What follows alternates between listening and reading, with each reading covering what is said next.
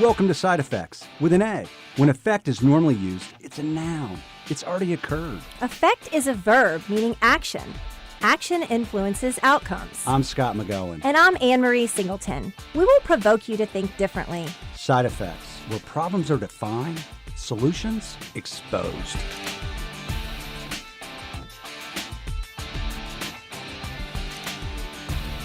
Welcome back to Side Effects. I'm Scott McGohan. And I'm Marie Singleton. How are you, Ann? I'm great. How are you, Scott? Fantastic. We have a guest on our show today. We do. Paul Routh. Hi, this is Paul Routh. I'm with Dunleavy, Mahan, and Furry. Paul is an ERISA attorney and also... Don't hold that against us. Well, absolutely not. Well, he holds the fact that we're insurance brokers against us. That's true. Yeah, he does. Also a CPA, correct? Yes. Yeah. Yes. Which is kind of rare. Yes. So we're really glad you're here. Well, thank you. I appreciate being invited. So, Ann, what's going on in your world? Well, it's Friday today. We're recording on a Friday, so I'm glad to see the weekend and had a busy week this week. You know, yesterday I did a healthcare reform webinar, and I'm surprised I had 1,800 people register for that event. Wow. I was, I really... Can I comment on that? Yeah. Please do. Maybe. Yeah. No, go ahead. No, so in conjunction with a group we work with from time to time, Paycor, wanted to provide some updates on ACA, and I said I'd be happy to do that. And one of my colleagues here at McGohan Brabender participated with me, Miss Beth Bailey. And the reason I was surprised is because healthcare reform and ACA has been around for 6 years.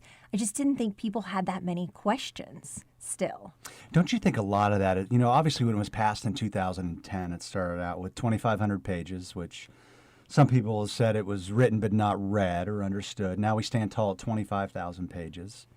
We're 6 years into this legislation, or basically 5 and some odd months. So when you were talking to 1,800, and by the way, thanks for doing that. Yeah, it's fun. That's Can't a see nice anybody. No one opportunity. can see me, and I can't see them. So Well, they can't see us now. I have no idea but I can see you. So at least I'm here with a person, I wonder right? if they could see your haircut. Because you got a haircut. I did get a haircut. By the way, it looks great. Thanks. Yeah. I have nothing to say. You plead the fifth, Paul? Correct. Okay. So, Ann, with all of the things that you talked about with 1,800 people, how did you, and you had an hour to go over that. So, walk me through kind of so where'd you start? Yeah, so I did a similar seminar last year, and I had about 75 minutes, and I tried to jam as much information as I could in that 75 minutes, and that was difficult. So this year what we decided is we would just talk about the changes that have taken place in the most recent months. There was some legislation passed in December. Paul, you could probably speak to that a little bit. The federal budget bill and PATH and PACE and those things came out. So we talked about just what's on the horizon and then what they need to know right now. So we just chose about 4 different topics, kind of directionally told them what was happening, and then said, you should check with your benefit broker for more information. Gotcha. So I think directionally, really, the Affordable Care Act affects employers below 50 employees, Yeah. one direction. And then recently, some of the modifications and changes, employers that have over 50 employees. So, Paul, you do this for a living. You're an ERISA attorney. You help us out with our 1,200 accounts, and we're grateful for that. But also, you work with the ODI. You work with other brokers across the state of Ohio, and even you've written a book, and I think that book's 1,800 pages. I'd have to chew on a bag of nails to even think about reading that, but... I wrote it and I haven't read it. But we're one is you've been in this business for a long time. So how long have you been in ERISA law? Well, not to date ourselves, but I was a CPA for a number of years, about 7 years. Then I went back to law school. So we graduated in 86, I believe it was. Gotcha. And you went to Penn State, I think? Undergrad, Penn State, Yep. then law school at University of Toledo, and then I got a master's in taxation from NYU. Wow. So you're smarter than Ann and I combined.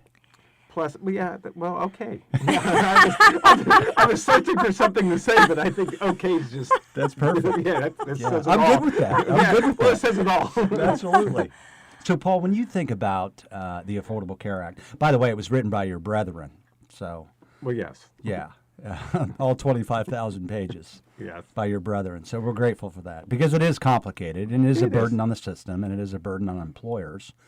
Although it does have, at least in my opinion, it does have some positive aspects to our dysfunctional healthcare system, and it has made a lot of things, at least the access to care easier for Americans, which is a real problem. The Yes. preventive care services that were expanded, I think Yes. that was a real plus to it. But if you look at the law from where you sit, what's the part of it that is the most perplexing to you? You know, they say the devil's in the details. And for example, probably the thing that's on the immediate horizon, which would be the end of this month, is the new reporting requirements applicable to larger employers. Basically, the new IRS forms 1094 and 1095. And, as they say, the devil's in the detail, and they keep issuing more and more rules. And one of the frustrating things is that, and I can certainly appreciate where the employers are coming from. They stand there and say, am I going to put the time and effort to do this? And then what happens? The rules change. Then the government comes back and says they're delayed. And then they come back and say they're not going to assess penalties as much as originally thought. So that's really a frustrating part of the statute. It's hard to keep saying, the house is burning, when it really it's not catching on fire, basically. You know what's interesting, Paul, and I think, and maybe you might be able to add to this, but there's a perception that elements of this law is an insurance company requirement, but really the majority of this legislation and the things that we'll be talking about today, it is the employer's responsibility. Yeah, a lot of it, what they've done is, like, for example, what Ann had talked about, they expanded, preventive care and things like that. And that's a lot of behind the scenes from the employer's standpoint, because the carrier is going to have to comply with that. Now, obviously, the employer is going to see that because there's no free lunch. So when you expand coverage, it's going to cost more. But like the reporting requirements and things like that, especially if you're self-funded, there's some new things in there too, like the transitional reinsurance fee and the PCORI fee and things like that. That it's just a new burden. And as Scott touched upon it, it really, one, I think it has increased access and people agreed with that. It certainly hasn't controlled cost, and it's becoming more burdensome. Yeah, I think one of the things too is obviously the preventative services are covered 100%. I was a big fan of that. I thought it was terrific for America. Pre-existing condition went away. Pre-existing conditions. I think it was, you had a lot of people that were either a farmer or a CPA, and maybe they had a sick child and they couldn't get health care, and today they can get it. And we're a country that we should be that way. And then you look at things like covering children to age 26. And I think from directionally, there was a lot of opinions about this is going to cost a lot. Those items we just brought up, preventative care, pre-existing conditions, and age 26. I don't, and I'll probably ask your opinion, but I'm not sure I've seen that as a gigantic financial burden, at least for our clients. Yeah. Well, all of those things combined, depending on which commercial carrier you're looking at and which rating methodology they're using, were a few percentage points each. So it did increase the overall cost to a fully insured plan.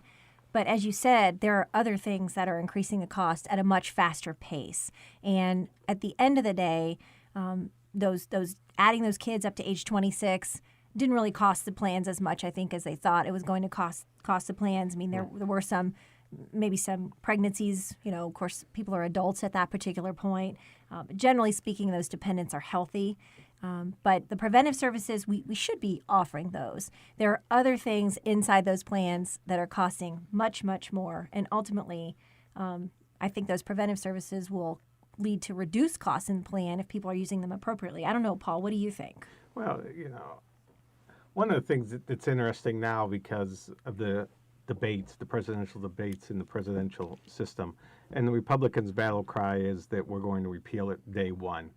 I think two things. One, for that to happen, it would take literally an act of Congress. The president can't, change the law unilaterally. The other thing is, depending on what the numbers are, there's anywhere from 9 to 13 million people that have gotten the expanded health coverage, and that translates to 9 to 13 million votes. So certainly on the campaign trail, you hear that kind of stuff, but I wonder in reality what's going to happen. Yeah, I think there's a perception in America right now that, this presidential election, and obviously we're hearing a lot of rhetoric and a lot of noise, and to be honest with you, a lot of it just gives me a gigantic headache. But I do think that, at least my opinion is, the majority of this legislation is on rails. And to unwind this thing entirely would be very, very complicated. It would be next to impossible. I will tell you this, and Governor Kasich's in Dayton, Ohio today, just down the street at a large company, speaking of the political campaign. But one of the things that's gotten really bipartisan support is the repeal or proposed repeal of the Cadillac tax, right? Yes, and what they do is they push it back. Now it's tax deductible. And one of those things is, I always say, be careful what you ask for, because let's say all of a sudden they repeal the Cadillac tax, which is an excise tax on expensive health plans. You know, healthcare is expensive. They're going to have to pay for it one way or the other. And again, be careful what you ask for. All of a sudden they repeal the Cadillac tax, but right now the biggest tax loss or expense to the federal government is the tax deductibility of health coverage. So now all of a sudden maybe they repeal the Cadillac tax, but all of a sudden the employer's tax deduction goes away or is limited. So let's talk about that for a second, because the Cadillac tax was supposed to drive $87 billion, right? Or thereabouts. And employers are doing pretty much everything they can to avoid the Cadillac tax, which was originally supposed to go into effect in 2013, immediately was delayed to 2018, and with the most recent federal budget bill in December was delayed till 2020. That's right. So now we got 2 more years. It was really, I think they did it to get through this presidential election. Absolutely. And again, it was supposed to be a big revenue driver. Now, benefits have been tax-free since World War II, right? Since 1942. Well, I think there was this is before my time. But I think there was a freeze on wages back then. So what they did is to incentivize the workforce, because there was a freeze on wages, they gave them better benefits. So that was the genesis of the tax deductibility. But I think you bring up a really good point, because the Affordable Care Act was proposed by the Congressional Budget Office to cost $1.2 trillion over a 10-year period. So if you look at the penalties, if you don't offer coverage, $2,000. If you get someone that's eligible for the exchange, $3,000. The Cadillac tax, taxes on medical equipment. I mean, all the of hip tax. Yeah, you start unpacking all of that, and a lot of that has been delayed. Yes. So we've got 9.9 million people enrolled on the exchange. Yes. And quite frankly, we don't have a lot of revenue to pay for this. It is going to eventually be a burden on America. Yes. Like I say, there's no free lunch, and that's a problem. And like you said back at the beginning, access certainly increased access, but no cost control. So what you've done is you've taken people and put more people in a broken system from a cost standpoint than before when the statute was passed. Yeah. So one of the things our employers have been trying to do in order to avoid cost increases and to really manage the cost of their plans, for a number of years, they've been focused around health and wellness. And for a long time, the employers were looking at activity-based things. How do we get our employees interested and engaged? And some of them have moved to outcomes-based programs where we screen people through biometric screenings and then connect those people to programs to help them control their costs. With the Cadillac tax coming down the pike, employers are really interested in how do I make sure the health of my population stays well or continues to improve. So talk to us a little bit about the compliance that goes into health and wellness programs and some of the swirling noise out there that's been coming under scrutiny. Yeah, it's you talk about frustration, and now you bring up memories. What happened is, as you correctly pointed out, the healthcare reform had rules with respect to wellness. And then what you really find frustrating is that the government doesn't speak with one voice, because the Department of Labor and the IRS and the Department of Health and Human Services came out with the rules for wellness programs. And for example, a tobacco-based wellness program could be up to 50% of the cost of the coverage. Well, then the EEOC comes out with rules with respect to the Americans with Disability Act and GINA with the genetic testing, and they come out and say that the maximum reward or penalty is 30%. So not only do you have complex rules, you have complex rules that contradict themselves. So it really is difficult to dot all the I's and cross all the T's and be in compliance. It really becomes a full-time job to monitor this stuff and to comply. Yeah. Well, then you have the IRS that's involved in this legislation, Department of Labor, in the Health and Human Services. Yeah, I mean, so you just have a lot of different elements. Let me just kind of land this plane a little bit for employers that might be listening. So really, in your opinion, there's aspects of the Affordable Care Act that affect employers that are less than 50. Yes. And then impacts for employers that have over 50. And for the most part, a lot of the carriers or a lot of the employers, and you brought this up, as the government has made modifications or requirements, preventative care, age 20, the carriers have done that work Yes. on behalf of the employers. For the fully insured employers. Correct. And a lot of the stuff that's coming in play today is the employer's responsibility. And I don't know, Ann, you might disagree or agree, but I do think there's a perception that, hey, who's going to take care of this for me? And Right. ultimately, it's an employer responsibility. I do believe that most employers think that it's either their carrier, their broker, their TPA. Somebody is or surely a great doing ERISA it. attorney, right? Right, or Yeah. Paul. You Yeah, bet. Paul. Yeah. Paul. Yeah, if you're listening now, just call Paul. No, but I do think that they feel like someone's going to help them with that. Well, and it kind of reckons back to like the Form 5500s, which have been around for a long time. And you run across an employer that said, well, someone took care of that for me. And it's kind of like your personal tax return. You may hire a CPA to prepare the return, but if you didn't sign it and submit it, it's your problem. That's a great Right. point. And that's it. And to stand there and bury your head in the sand, ultimately the penalty goes against the employer. Now, you may have a contract that says somebody else is liable, but the starting point is going to be it's your nickel, and then you're the one on the hook. And there aren't many extensions in your world either, are there? Not really. No. And it is a lot. So for employers, really understanding who you're working with, who your partners are, and what the responsibilities are is really important because as Scott and Paul point out, this is an employer law.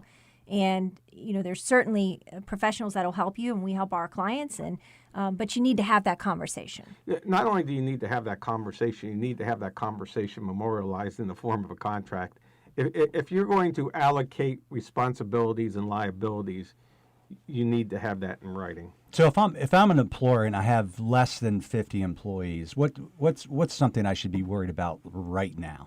Well, right now, because less than 50, I think the biggest thing on the horizon in that respect is going to be the community rating and the dollars. How is this going to impact your premiums? Previously, and this really is in your wheelhouse more than mine, the carriers would look and try to assign a premium based on the risk that's involved. For an older population, the premiums would be higher, and for a younger one, it'd be smaller. The ability for the carriers to adjust the risk now on those insured products is limited. So most people believe that the vast majority of employers are going to see a pretty dramatic increase. Yeah, I think one of the insurance company executives at least came out and said when the impact of age-adjusted community rating comes out, which will be 1/1 of 2018, 60% of small employers will get a 50% or greater increase. So what about those employers over 50? Well, right now, I think, as I said at the very beginning, I think the thing on the immediate horizon are these forms, the IRS forms, that are basically, well, the way they're intended to do is that the IRS will use these forms to, one, determine whether or not the employer is subject to the employer mandate, and two, whether the individuals are subject to the individual mandate. What the government said, and again, it gets back to what we said previously too, the government keeps pushing back the deadlines, but the deadlines are due to distribute the forms to the employees by the end of this month if you have 50 or more employees. What they said is that they would be hesitant to assess the penalty as long as you make a good faith attempt, but you do have to submit something. So I just have to try. You have to You give have the to old try- you college have- try. There you go. Yeah, you have to try really, really hard. Well, you have How to do about that? something. Let's put it this way. Saying that, well, I tried and I didn't do anything or I didn't get them out, you're going to be subject to a penalty. At least that's what the government's saying. Right. Okay, so now let me ask you a question that's not related to the ACA for a minute, but is related to compliance, something that is near and dear to your heart. What's one of the strangest compliance issues you've ever dealt with? No names, but what tell me something was just the weirdest compliance thing you've looked at in the last 10 years. Boy, that caught me off guard there. I mean, what we've run into, and we talked about this at an employee meeting, I think earlier this week, had to do with the Medicare secondary payer rules, Whereas what'll happen is the government has these Medicare secondary payer rules, which basically requires employer plans to coordinate benefits with Medicare. And what will happen is someone would go to the hospital, be on Medicare in the employer plan. The hospital would say, well, do you have Medicare? They'd say yes. Medicare would pay the claim and then come back after the employer, which could really be pretty dramatic. But the part that we found kind of interesting is that the government will hound you. They won't take a practical approach. It could be like $70, and they will hound you till the ends of the earth for the $70. So once you're in the system, Once you're in the jaws of the system, you are in the jaws of the system, and there's no getting out. Right. Yeah, and then there's other parts of compliance that maybe have been camouflaged by the Affordable Care Act, things like COBRA. I mean, employers are still subject to that. They're still subject to a lot of reporting requirements. Yeah, one thing that happened in Ohio for the fully insured plans, Ohio used to require coverage up to age 28, and effective this year, it came down to age 26 to kind of correspond with the federal legislation. The same thing before, employers with fully insured plans with less than 50, you had to offer coverage to those that work 25 hours a week. They've raised it to 30, which kind of corresponds with the federal government. So, as Scott indicated, with the Affordable Care Act, we have 3 government agencies, but you also have the state laws too. So it can really get confusing and really complicated. I even think for our listeners, what you can go to our blog, healthierbirthdays.com, and we have some compliance checklists that we can put out there for employers to look at. So if I have less than 50 employees, if I have over 50 employees, if I have over 100 employees, 20 employees. Over 20 employees. They can just kind of explore those checklists because ultimately the majority of that is an employer responsibility. Yeah, I mean 99% of it. And like I said. Yeah, so let's go back one time real quick because we're almost at the end. But if I'm an employer less than 50, what do I pay as a penalty if I don't offer health care? Nothing. Yeah, say that one more time. 0. There you go. Yeah. If I'm over 50 and I have health care, walk us through those rules. What happens is there's really 2 penalties. If you have more than 50 full-time or full-time equivalents, full-time's defined as 30 hours or more. If you have 50 or more full-time or full-time equivalents and you don't offer coverage to at least 95% of the full-time employees, there's a penalty. The penalty is $2,000, although that's indexed. It's $2,000 minus 30. 30 employees. You get 30 you get 30 free employees, basically. So if you had 70 full-time employees and you didn't offer coverage to at least 95% of them, then you'd take the 70 minus the 30, it'd be 40, and 40 times the $2,000, and that would be your penalty.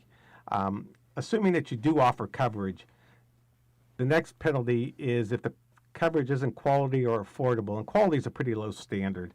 So assuming that you have a plan out there, we're just going to say that it's quality coverage. However, if it's not affordable, then the employer is penalized. By affordable, what you do is you look at the lowest cost of the single coverage. So let's say you have 3 options, option A, B, and C, and A is the cheapest one. What you do is you look at the cost of coverage A, the cost of single coverage. If it exceeds more than 9.5, well, it's indexed, 9.66% of their income, it's considered not affordable. So therefore, you would be penalized $3,000 for each full-time employee that went to the exchange and got a subsidy. So let's say we have 70 employees, we offer coverage to 95% of them, but it's not affordable for 15 of those employees, and 6 of those employees go to the exchange and get a subsidy, then you'd be penalized $18,000. So you just explained that in like basically 4 minutes, and it took the federal government to like basically 11,000 pages to explain what you just said.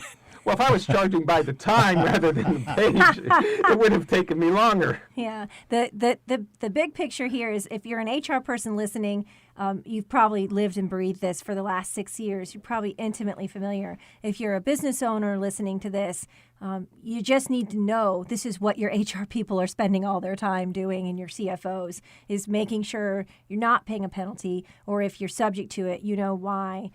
It's very complicated. Paul did just narrow that down. And if you're riveted by compliance, then you can look on healthierbirthdays.com, and we'll have a link to Paul's book out there. You might need to take out a small loan to purchase it, and it'll give you a little bit of sleeping, so you could read that when you need to go to sleep at night, right, Paul? Make Correct. you tired. Hey, so before we wrap up, anything like off on the horizon that you think and all your experience in regards to the Affordable Care Act? Any last parting words? You know, unfortunately, it's the law of the land. And like I said, you listen to the debates and you figure it's just going to go away. But I think, as I said, it's the law of the land. As we talked about a little bit earlier, I'm not sure they're going to be able to unwind it completely. So I think you have to start taking it seriously. You really do. The penalties are in effect this year, 2016. And as we talked about, it's expensive. So I think just burying your head in the sand like we did the first year or two, saying, oh, it's not going to happen, they'll repeal it, they're going to do this, they're going to do that.